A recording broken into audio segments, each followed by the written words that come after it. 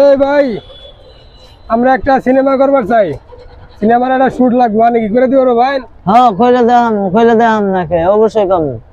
रुको जरा सबर करो। তাহলে মূলত সিনেমা হলো এই যে মধুপুরে যে ব্রিজটা আছে, হ্যাঁ, এই ব্রিজের উপরে আপনার এমন স্পিডে গাড়ি চালা লাগবো, চালা হেরে একেবারে এই গাড়ি সহ আমি একবারে এই নদীর মধ্যে পড়ে যাবেন।